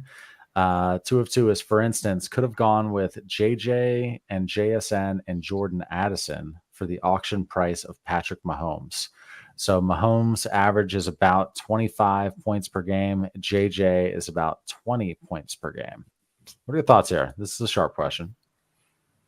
So it's a good question because I've gotten some extra DMs on leagues like this where people will take their teams that are shallow like this, 12 teams start 9, and they do have a Mahomes and Hurts or Mahomes and Allen, and they'll go, man, when I run this through Dynasty Daddy or a simulator, my team doesn't project well. And that's because part of what you're buying into when you're doing this is you're essentially saying, hey, I'm going to be weak at some of those other spots, but I'm embracing the variance that could go my way. But you're also buying yourself, I think, multiple years where you don't have to think about ever like blowing it up and going in a certain direction. The only pressure you have, knock on wood, that neither one of these quarterbacks has some catastrophic injury where they're just out for a year, whatever. Right. All you have to do is just grind to continually try to upgrade your skill players. And we already know inherently tight end, it's very, very few in terms of players that are upgrades, right? Running backs churn so quickly. So that's 2 of the 3 positions right there where you go, hey, maybe I'm not the strongest. In fact, I'm weak. But it could just be a fluke that I end up being strong at those positions in the next year or 2. Receiver is going to be where you go, okay, the team that beats me in this league is the team that has Addison, JSN, Justin Jefferson, and they get 70% of your production at QB and they paid 10% of the price. But otherwise, stick with this process because a lot of people freak out. Oh, man, my starting lineup doesn't look good. It's like, dude, you bet that Mahomes and Josh Allen score, 50 combined a game, like he was saying? Plus, yeah. That's 8 of the team's entire receiving cores right there. So if you think about it in that context, it's not like you get zeros at those spots. You're still filling in those spots with replacement level players you should be able to get for cheap. So it's just got to see through the process there. You cannot freak out in week 4 when you're 2-2. Man, Mahomes and Allen aren't winning me my league yet. Got to give it time. Yeah, you still have 2 top scarce assets. Blind, thank you for the super chat here. 10-team Superflex start 8. Shane, we're going to go with you here. Redraft keeper league. Okay. Switching from 2 QB to Superflex. Do I go QB with my first 2 picks, or do I take best player available? Well, if it was 2 QB, if it was going the other way, Superflex to 2 QB, I think I'd be more apt to go QB. It's a 10-team start Superflex 8. Start 8. Yeah, I don't know where your draft pick is. Not to be Captain Douchey, but that kind of would help. I'm probably going to say, let's put it, it's going to be quarterback no matter what at the first pick. The second pick, it's going to depend on the level of quarterback that's left.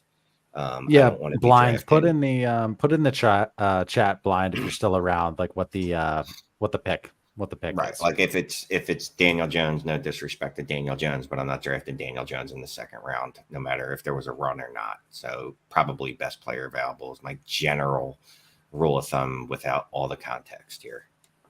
Blind, my home league that I've been in for 17 years is a 10-team start 9 Superflex keeper league. And the first 6 or 7 picks are QBs because of the scoring.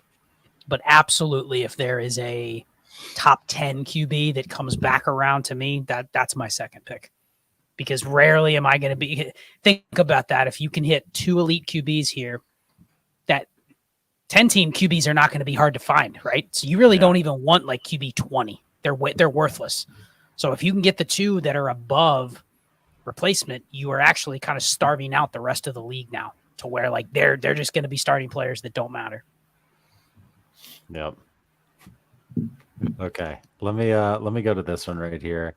From Ryan Malady. Thank you for the super chat. 16-team 1 QB start 7. Running backs are Breece Hall, Bijan, Jonathan Taylor, KH, Kareem Hunt, Khalil Herbert, the new Herbert. KH that's actually on a team. Yeah, there we go. Turned down 2 seconds for Khalil Herbert. Was that a mistake? Thinking his value will get higher mid-season when JT might be back. Is his value ever going to get to a first? No, right? So was it a mistake to turn down 2 seconds for Khalil Herbert? let's say this. I never thought Dameon Pierce's value would get to a first, right? I never thought. No, that's the only one. Should you have traded him for 2 seconds? Probably. I mean, I probably would have. It starts 16 teams. How many starters is that? That's 36. 96. 96 starters. It's like a 12-team start, No, it's more. 9.5. It's 112. Exactly. 112. I was just checking your math skills. Well, and I think this is important of how we answer the question. In a 16-team start 7, it's 1 QB. So you're sitting there going, man, they're just seconds, right? But is this a league where I can buy a cheap starter for a second at some point? Because Khalil Herbert is probably outside of the starter range, but he's a running back, which makes it scarce. So, like, if I can't get a first, but I can get 2 seconds, I'm not even thinking about the players I can draft because you're going to say, oh, man, that's the 27th pick and the 30th pick. Like, that's not worth much. But you don't think you can buy a random player for a second? So I think I would have taken the deal because you're right. You're never getting more than, unless it's a team that's 15-0 and they go, I'll give you my first because I'm desperate. Yeah. Like that's the best you're getting probably from a first standpoint. Yep. Okay. This was in here too. By the way, Scott, I'm loving the Warp series. Game changer, man. Appreciate you. Thanks, Yep. Ro. Thank you, Ro. So let's go to I'm leaving blind starred there in case we do find out what pick number it is, but maybe not. So let's go to Eric here. Thank you for the super chat. Shane, look alive. This is you. 12-team Superflex, start 9, tight end premium. Deshaun Watson, Dak, Josh. I'm going Josh Jacobs. Sean Watson. Probably Yeah. Josh with where he listed it. Yep. Yeah. Deshaun Watson, Dak Prescott, Josh Jacobs, Najee Jefferson, Devontae Smith, Treylon Burks, J-Mo.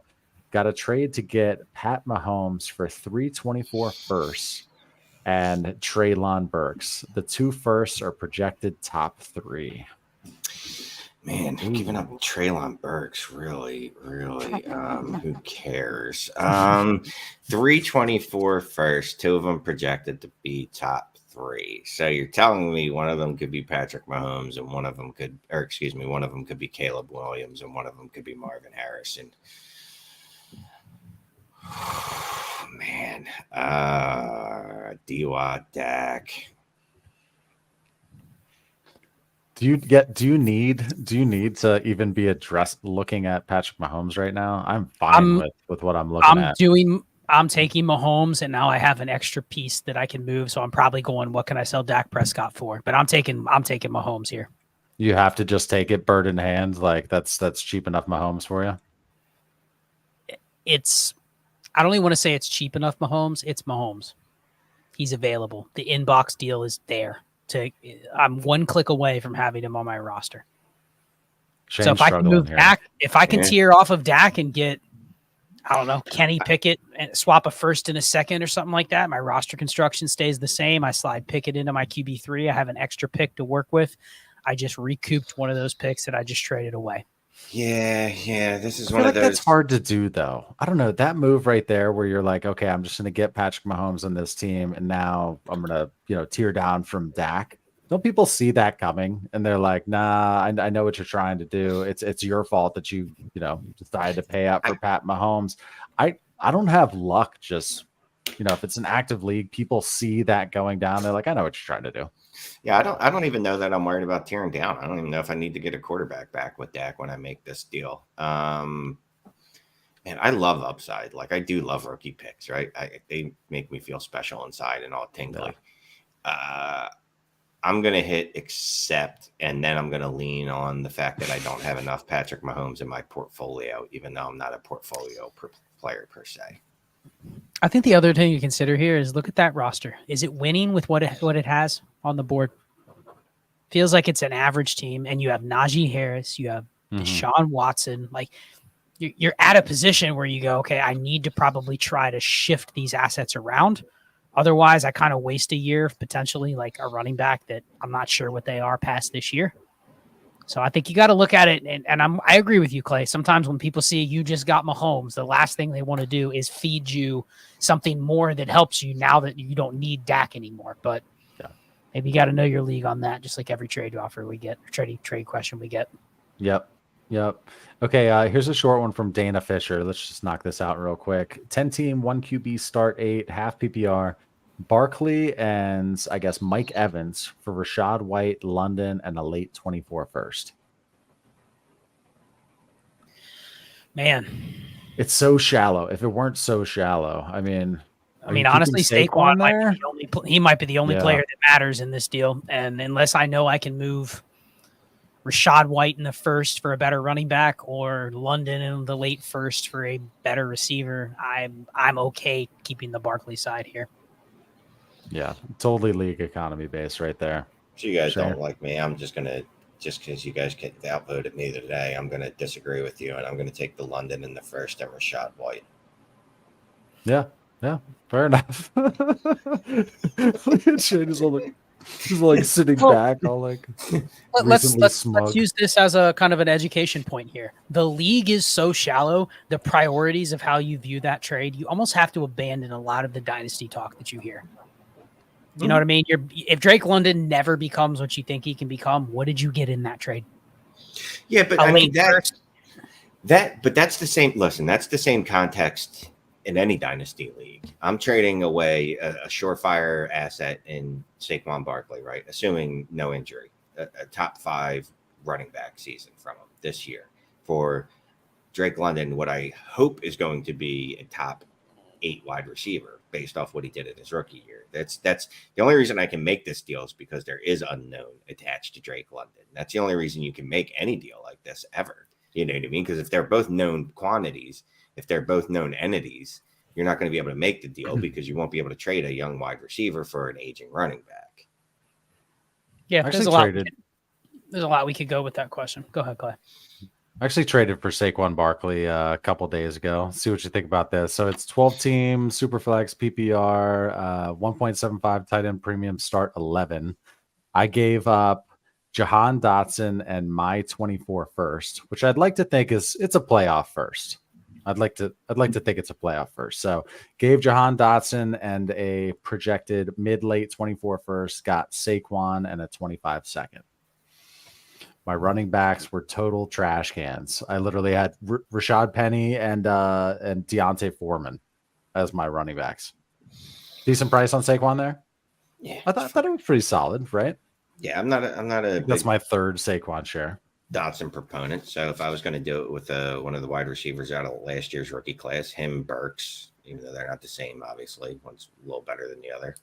I have a lot of Dotson-y types on that team too. Like I have Ayuk, I have Dotson, London, couple of those other types, Hollywood.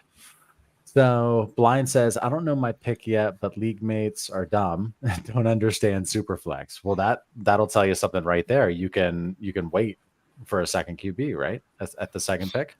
Yeah, the thing is, you don't want to stare a gift horse in the face. Is that the saying? That's the saying. Sure. I think the answer is here. You don't do it unless you can get like 2 top 8 quarterbacks. But if they're dumb enough to not pick like Justin Fields and they let you get him just sitting there, right? Then you take him. Yeah, if there's 11 quarterbacks gone and I'm taking Tua Tagovailoa or Dak Prescott, that's probably not a positional advantage. And then I'd go somewhere else.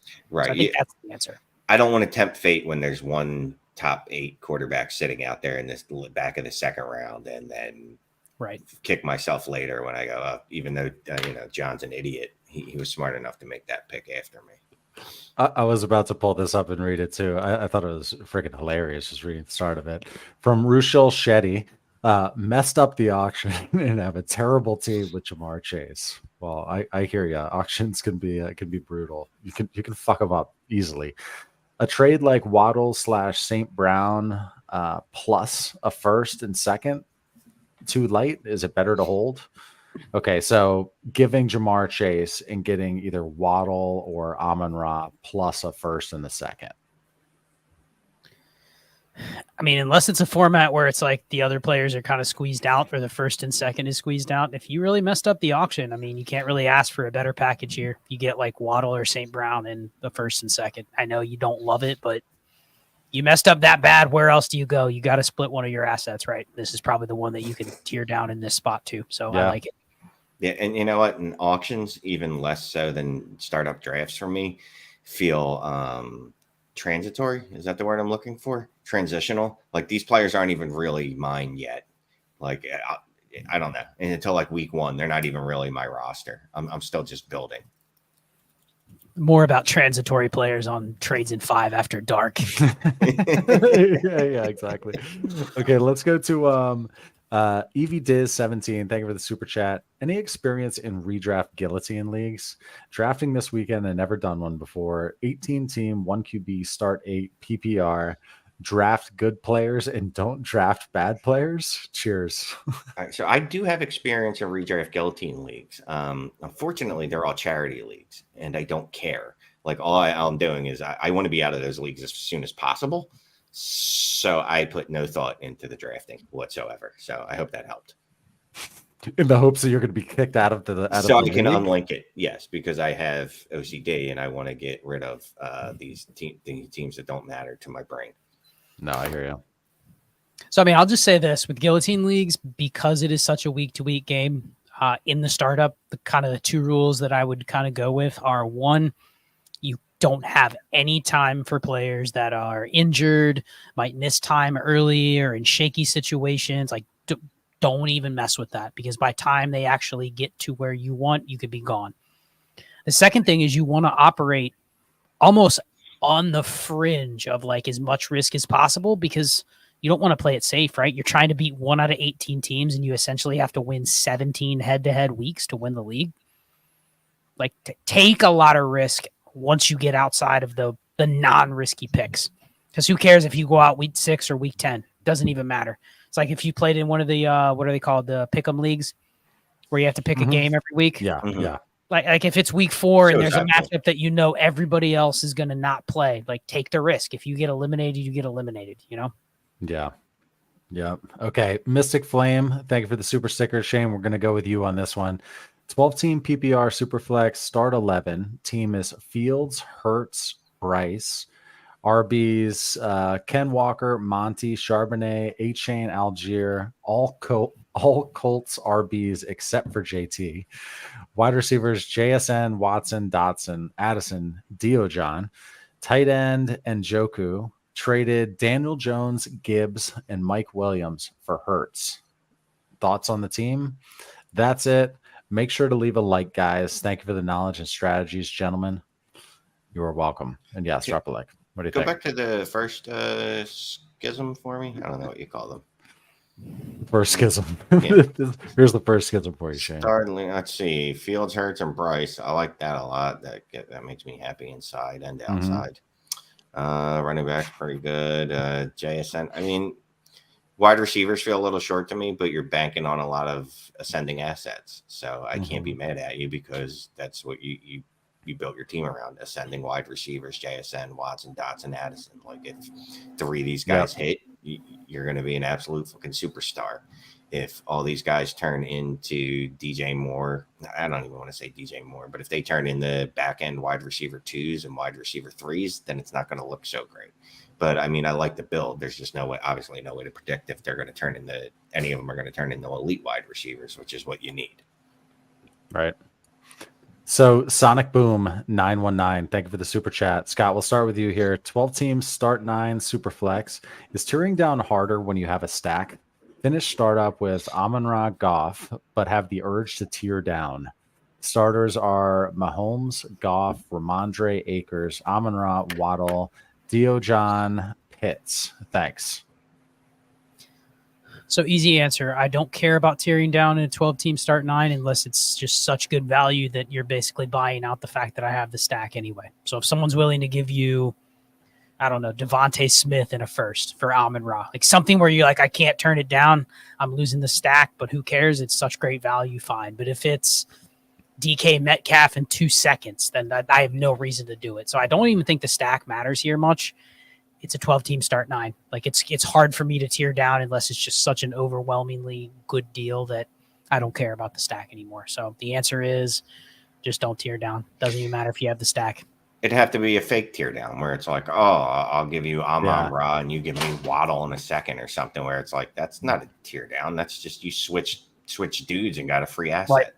Right. So quick question. What is the tax on breaking up a stack? So I have Dak and CD Lamb. Somebody wants a CD or Dak. Am I charging an extra second as kind of a tax? Like, hey, you're going to break up my stack. Is that a second to you? Well, What do you think? in Shane's example, Amon-Ra for Waddle in a second. The second is the tax there to break up the stack, which I probably wouldn't accept in a start 9. Swap a second in the first. Now we're talking, okay, you've bought out my stack that I've added. I'm willing to do it. So I think you just have to gauge it. Are they players that are identical to you? If I said it's a player that are identical in your tiers, Clay, but I'll give you a second, but you're losing the stack. You may say, just give me the stack. You know what I mean? All I'm getting is the second. So it's almost like you have to buy out what I value the stack at. Okay, so Koogski, thank you for the super chat. I believe this is tuned in late on this show that Gino shared a baby mama with 2 other NFL players. He's going up 2 spots in my rankings. Keep crushing it, fellas. Love the Thursday show and bonus mannequin chills. Go Hawks. Thank you, Koogski. Appreciate it, man. So that would be so Geno Smith's baby's mom is not Brittany Renner, right? No, but I don't even know who this lady is. PJ Walker is. Yeah, I believe she has a child with PJ Walker. Got it. That's a different one. Yes. Thank you, Koogski. Appreciate it. I was looking back at funny snippets from like Fantasy Pros and other live streams today. Should I trade Riley? Thank you for the super sticker. Pure Zena. Should I trade JT for Pittman and Zay Flowers? I have no idea what the team settings start are. Shane. Sure. 12 teams start 10 PPR only. Shane, would you do it? Pittman and Zay Flowers. I mean, it's 2 first value. I'll do it. Clay's offering at that deal. I like Zay Flowers, but I don't know. That would come down to roster. Pittman has no juice in the community right now. I'll say that. Zay Flowers is loved like I like Zay Flowers a lot. Yeah, I would do it.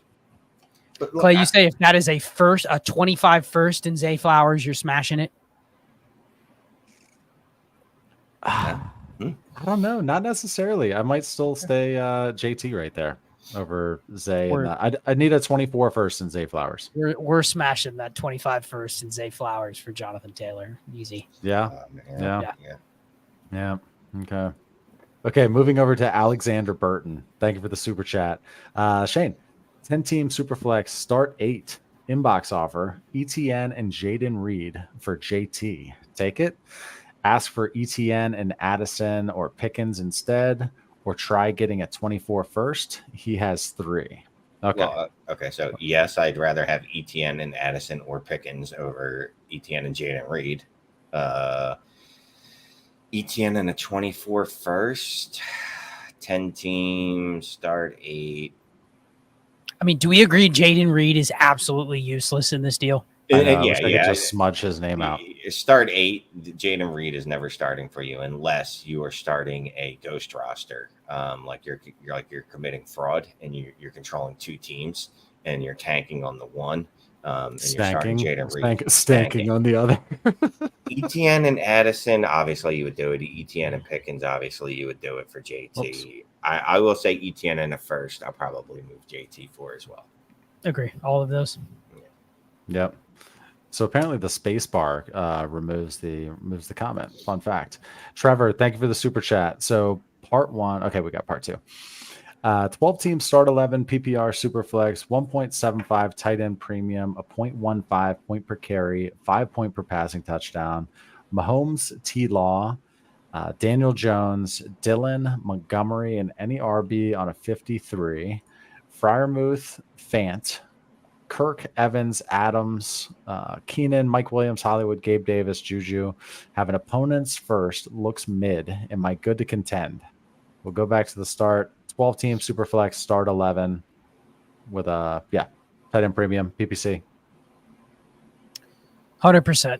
This is a contender. I love in his part 3 is moving Daniel Jones for another quarterback and a receiver. Love that. This is a contender, especially with that first in the back pocket. You invested in the QBs, but all good. Definitely almost exactly how we build the startup, honestly, if we could script it. Yeah, I wouldn't mind another wide receiver, obviously, but that's just mostly because of Well, that's what I'm into. You. Yeah. But yeah, I mean, even like the wide receivers in a start 11, Keenan, Mike Williams, Hollywood, Juju, Gabe Davis, like these are all starter guys. Kirk, Evans, Adams, obviously. So I wouldn't mind adding one more wide receiver. So I wonder, he said he's going to move DJ for a starting wide receiver. I like that too. Okay, Master Nader 7. We them boys. Thank you for the super chat. It's our year. Who's the best QB in this draft? 6 points per TD thrown. This rookie draft? What is this? I'm kind of wondering, is this this year's rookie draft, or clarify if you're in there, Master Nader? Clarify yourself. I'm going to go with CJ Stroud. It's our year. Who's the best QB in this draft? 6 points per passing touchdown. Bryce Young for me. I mean, Richardson. Fun fact. Me and Scott talked about this on the Lost Manic and Chill episode, the famed Lost Manic and Chill episode. Shane's just trying to wish that episode getting released. So much He's only good mentioned content. it 8 times. So much good content in there. But I actually... Because you don't have to do anything else. I have... Yeah, well, there's that. I have equal rostership of Stroud, Young, and actually have 5 Anthony Richardsons as opposed to 4 of the other 2 for what it's worth. Yeah, Anthony Richardson. I forgot about him. He said Stroud. I was like, I'll take Young over Stroud. Forgot about A-Rich. Okay, yeah, Master Nader, let us know if we were way off on that. Just yeah, we'll get to it. Sean L, we got 2 more here. We still have 315 eyeballs in here. Appreciate you joining. Sean, thank you for the super chat. 12-team Superflex PPR start 10. Feel I'm between rebuild and contending. Which way should I lean? Best trade route? Excuse me. Watson, Love, CJ Stroud, Pierce, Swift, Gibson, Roshan, Lamb, Drake, Pittman. Scott's like, man. Pittman, Godwin, Flowers, Palmer, Schultz, Fant. What do you think? Start 10. His quarterbacks are Watson, and then he's got young quarterbacks. I mean, split the baby, trade away the running backs, and build around the wide receivers. I think the wide receivers are good enough to carry you, to be quite honest. Yeah, he's definitely in the middle. You can look at his roster. I think the problem is we already have a lot of assets that are built into those running backs. So depending on my running back market, like I have no problem trying to quasi win here, but if I don't win, I still have the ability to get to the bottom pretty quickly by trading my running backs away. And my quarterbacks could just not work. And that's what holds me back this year. So I think you kind of this is one where you either make a big bet right now, like you trade your first and you go try to just go for it, or maybe you wait a little bit, see where things are after a couple weeks. Yeah, I'm not making that move right now with that team, like the all-in bet. I hear you, but with this, I'm moving those running backs. And seeing if these wide receivers can carry me. Yep. Okay, thank you for that super chat. We got one more from Chubb Knuckles. Thank you, sir. 12-team, start 12, Superflex PPR. It looks like 2 tight ends at a 2.0 premium. Oh. That's how I'm reading that. Have Herbert, Pickett, JT, Khalil Herbert, Keenan, Evans, Pittman, Diojon, Goddard, Laporta, Samuel, Zay Jones, any 53. Just received JT and Diojon for Henry and Jacoby.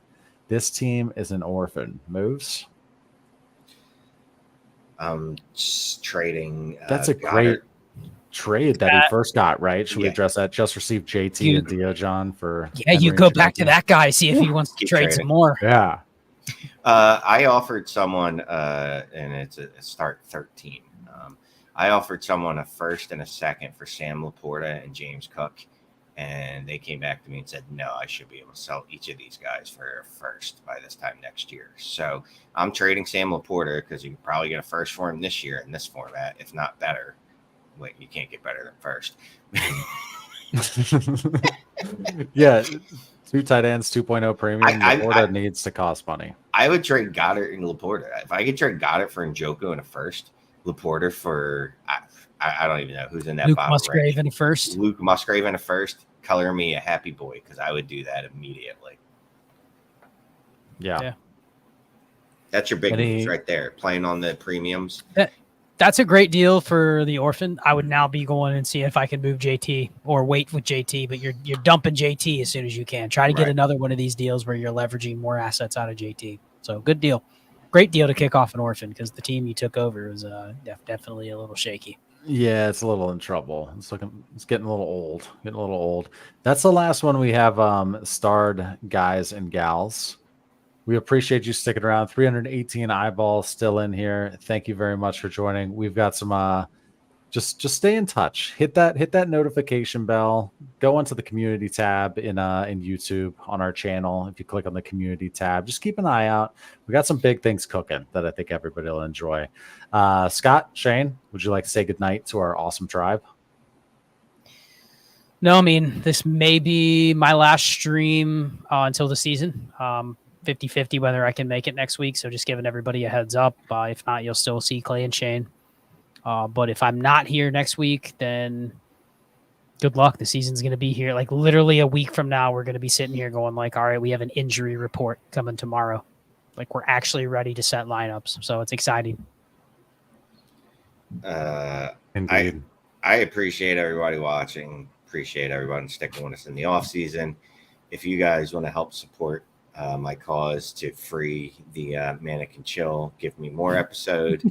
Please harass Clay in order to do so. But no, I appreciate everybody checking in. I'll be here every stream. I'm never ending. And make sure you check out Clay on Thursday with a great guest this week.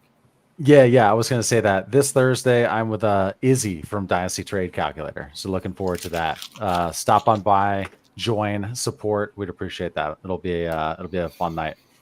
All right, guys, ending this broadcast. We'll see you next time.